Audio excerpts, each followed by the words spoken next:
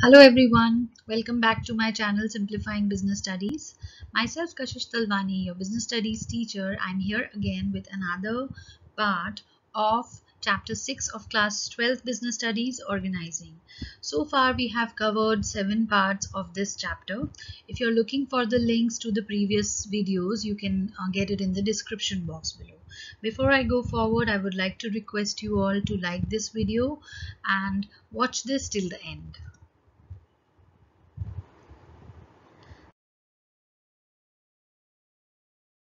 Let's see what is the content of this chapter. So far we have covered many topics. In this particular session we are going to understand meaning of centralization and decentralization. So let's quickly start.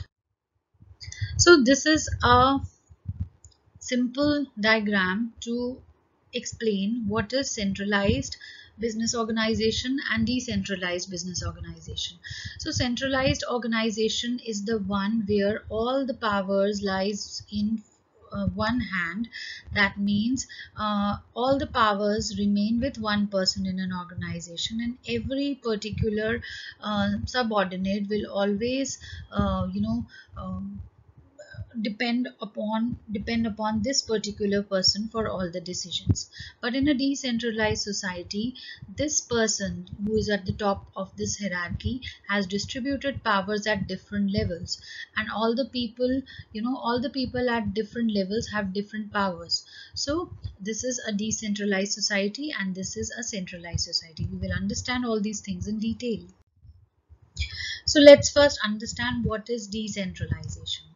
Decentralization of authority means dispersal of authority to take decisions throughout the organization up to the lower level.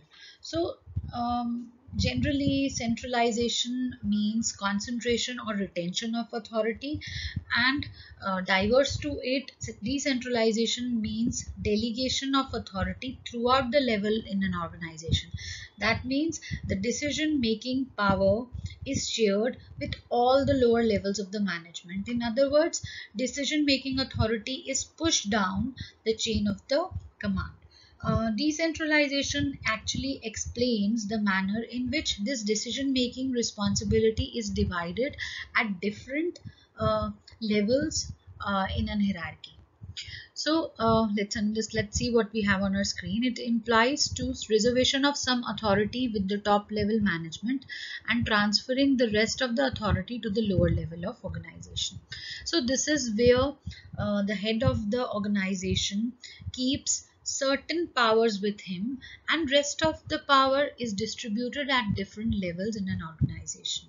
So like if the overall objectives formulation, it's a responsibility, it's a power which remain with the top level management.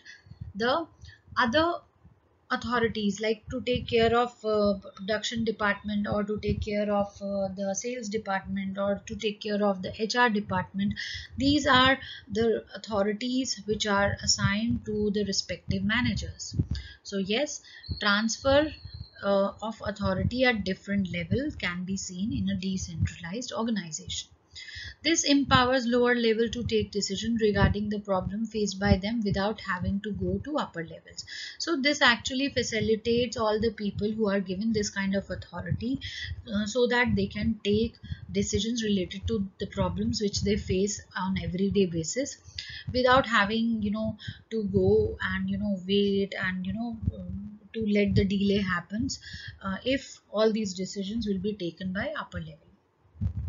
According to the definition given by Ellen, what is decentralization?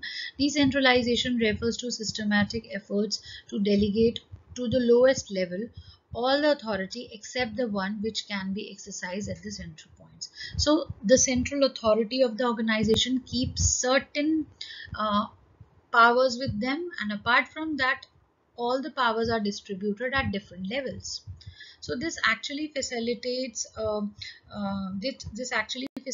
quicker decision making, better management, better coordination, and faster work basically.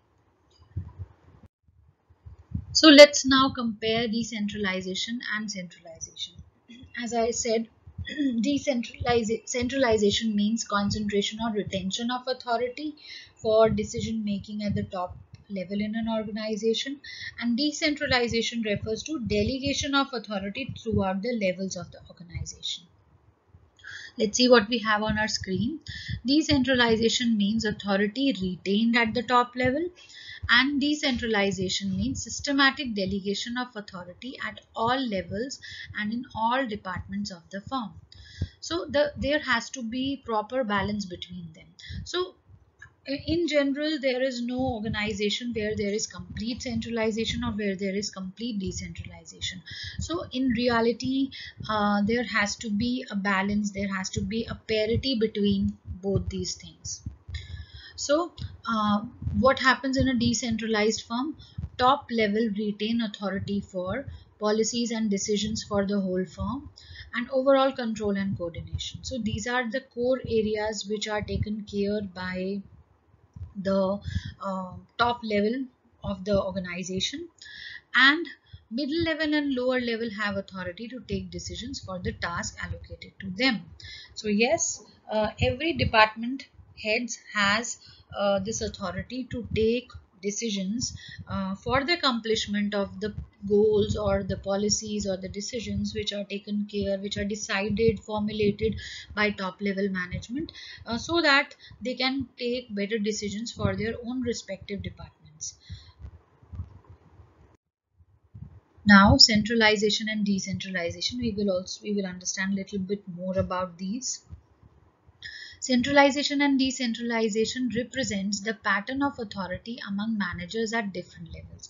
So it actually tells us what is the pattern of authority, from where the authority flows to what levels, and it actually tells that what is the responsibility and what is the authority of a particular person in an organization. Centralization of authority means concentration of power of decision making in few hands. In such an organization, very little authority is delegated to managers at middle and lower level. So when an organization is completely centralized, every small decision is taken by the person on the top. So in this kind of decision, every for every small or bigger decisions, every manager has to communicate um, with the top level management, and they don't have actually any authority to take any decisions. So as I have already said, no organization can be completely centralized or decentralized.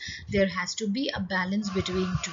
So as an organization grows in size, there has to be more decentralization. If it will not decentralize it, if it will not delegate the authority at the lower levels, there will be lesser scope for expansion.